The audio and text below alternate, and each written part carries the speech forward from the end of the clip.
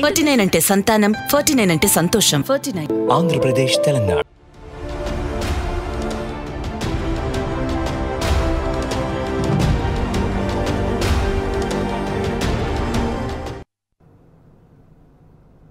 నమస్తే, నేను Shobhan. Welcome to daily focus.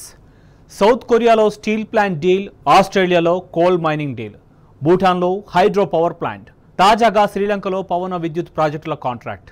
ఆయా దేశాల్లో దేశ ప్రధాని మోడీ పర్యటనలతో అదానీ గ్రూప్కు దక్కిన ప్రాజెక్టులివి.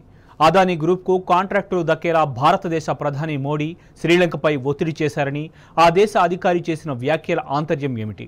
మోడీ గద్దెనెక్కిన 8 ఏళ్లలో అదానీ గ్రూప్ సంపద ఎందుకు పెరిగింది? ఆసియాలోనే కుబేరుడుగా అదానీ మారడం వెనుక దేశ ప్రధాని మోడీ పాత్ర ఏంటి? సోషల్ మీడియాలో ట్రెండింగ్లో ఉన్న రిజైన్ మోడీ క్యాంపెయిన్ నేపథ్యంలో టీ న్యూస్ అందిస్తున్న స్పెషల్ ఫోకస్.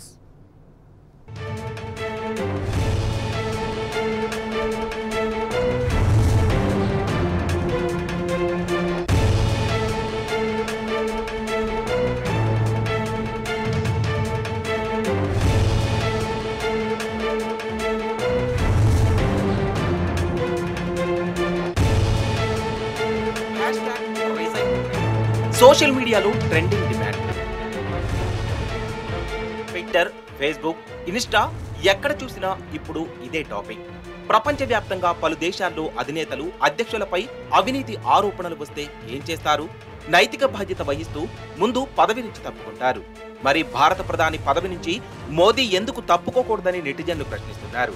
ఇటీవల శ్రీలంకలో ఎనర్జీ ప్రాజెక్టు కాంట్రాక్టు విషయంలో పెను వివాదం రేగింది. శ్రీలంకలో wind power project contract Adani group కు దక్కడం వెనుక ప్రధాని మోదీ హస్తముందని ఆ దేశ అత్యున్నత అధికారి ధృవీకరించారు. భారతదేశ ప్రధాని పొరుగు దేశ వ్యవహారాల్లో ఎందుకు జోక్యం చేసుకోవాలి? ఒక వ్యక్తికి, ఒక కంపెనీకి ప్రయోజనం చేకూరేలా ఎందుకు ఇతర దేశాల ప్రభుత్వాలపై ఒత్తిడి తేవాలి? ఈ ప్రశ్నలకు బదులు చెప్పే దమ్ము దేశ ప్రధానికి ఉందా? బీజేపీ మత పిచ్చితో ఇప్పటికే అంతర్జాతీయంగా భారత్ పరువు పోయింది. ఈ నేపథ్యంలో శ్రీలంకలో రేగిన వివాదం మరోసారి సంచలనంగా మారింది. ఇది ఏకంగా ఆ దేశ విద్యుత్ అథారిటీ చీఫ్ రాజీనామాకు కారణమైంది. ఇంత జరుగుతున్నా ప్రధాని మోదీ మాత్రం నవ్విపోదురుగాక నాకేమి సిగ్గన్నట్లు వ్యవహరిస్తున్నారు.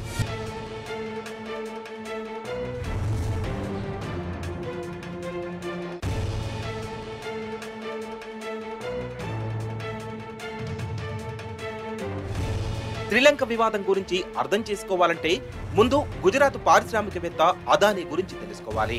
అదానీ గ్రూప్ 2014కు ముందు, తర్వాత అన్న కోణంలో ఆలోచిస్తే అసలు మోదీ చేసిన అవినీతి ఏంటో అర్థమైపోతుంది. 2014 తర్వాత అదానీ గ్రూప్ సంపద ఊహకందని రీతిలో పెరిగింది. ఒకప్పుడు ఎక్కడో ఉన్న ఆ కంపెనీ సంపద ఇప్పుడు ఎవరెస్ట్ అంత ఎత్తుకు చేరింది. ఇటీవలే ఆసియా ఖండంలోనే కుబేరుల జాబితాలో అంబానీని వెనక్కి నెట్టిన అదానీ నెంబర్ 1 గా నిలిచాడు. అయినా భారత్ నుంచి ఒక వ్యక్తి ప్రపంచంలో కుబేరుడిగా ఎదగడం తప్ప అనుకోవచ్చు. మనకే గర్వకారణం. కానీ ఆ ఎదుగుదల వెనుక ఏకంగా భారత ప్రధాని హస్తం ఉండడమే పలు అనుమానాలకు తావిస్తుంది.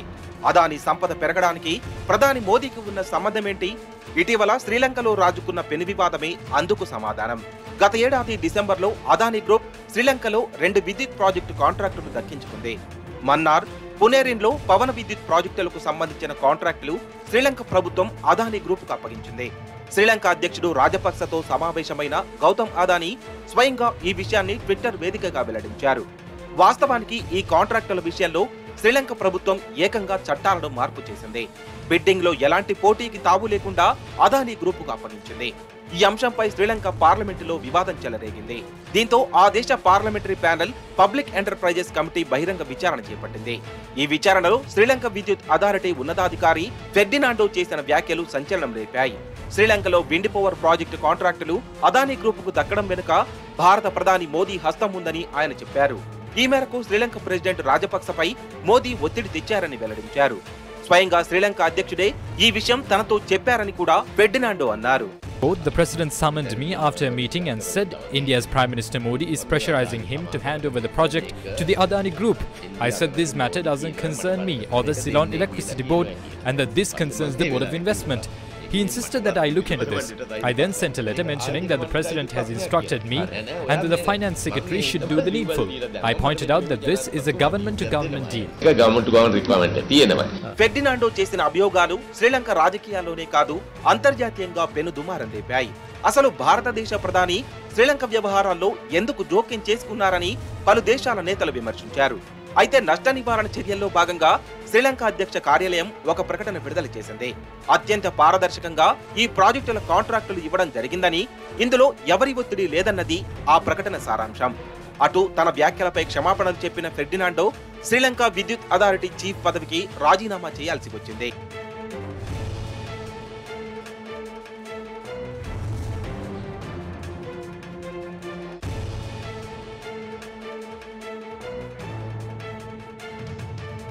శ్రీలంకలో రాజుకున్న వివాదం ఆ దేశ ప్రభుత్వ జోక్యంతో సమసిపోయినా అదానీ మోదీ బంధంపై అనుమానాలు మాత్రం బలపడ్డాయి. అసలు శ్రీలంకలో పవర్ ప్రాజెక్టుల కాంట్రాక్టు విషయంలో చట్టాలు ఎందుకు మార్చారు? ప్రధాని మోదీ ఒత్తిడి చేయకపోతే అదానీ గ్రూపుకు కాంట్రాక్టు దక్కేదా? మరోవైపు శ్రీలంకలో పోర్టు ప్రాజెక్టు కూడా అదానీ గ్రూపుకు దక్కడం వెనుక కూడా ప్రధాని మోదీ పాత్ర ఉందని చెప్పేందుకు ఆధారాలున్నాయి. శ్రీలంక ప్రభుత్వ ఆర్థిక శాఖ కార్యదర్శి ఎస్ఆర్ అతిగలే డాక్యుమెంట్ ఇందుకు బలమైన సాక్ష్యం. శ్రీలంక వివాదం విషయంలో వివిధ దేశాల్లో అదానీ గ్రూప్ కు దక్కిన ప్రాజెక్టుల వెనుక కూడా ప్రధాని మోదీ పాత్ర ఉందని అనుమానాలు బలపడుతున్నాయి.